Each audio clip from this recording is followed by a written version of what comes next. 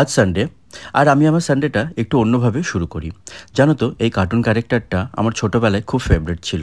আর favourite ছিল আমার মায়ের হাতের সয়া কারি। যেমন হেলদি তেমন টেস্টি।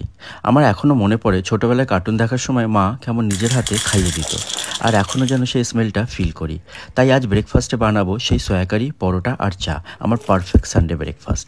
গতকাল আমি বাজারে আশীর্বাদের এই সয়া চাংসগুলো দেখেছিলাম, লেখা আছে জুসি অ্যান্ড টেস্টি। শুনেই তো মনে হলো ট্রাই করি। আজ মায়ের রেসিপিটা এটা দিয়েই ট্রাই করব।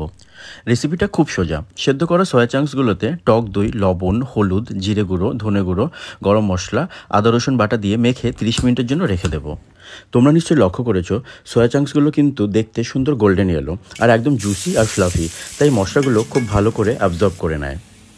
তেলে তেজপাতা, শুকনো লঙ্কা আর জিরে ফোড়ন দিয়ে পেঁয়াজ কুচি দিয়ে ম্যারিনেট করা সয়া চাংসগুলো দিয়ে দেবো। একটু কষে দিয়ে দেবো টমেটো কুচি। নামানোর আগে একটু ক্রিম আর ধনেপাতা কুচি দিয়ে নামিয়ে নেব। আমার ছোটোবেলায় তো ক্রিম পাওয়া যেত না, তো মাকে দেখতাম মা দুধের সর দিত। যাই বলো, এই তিনকোনা পরোটা কিন্তু একটা নস্টালজিয়া। দেখলেই মায়ের কথা মনে পড়ে। তোমাদের নিশ্চয়ই তাই হয়, তাই না? দেখতে কিন্তু সুন্দর লাগছে, একদম মায়ের রান্নার মতো। তবে খেতে কিন্তু আরও জুসি আর টেস্টি। সত্যি, আমার জন্য আশীর্বাদ সয়া চাংস তো একটা ব্লেসিং। বানানো যেমন ইজি, তেমনি হেলদি আর টেস্টিও।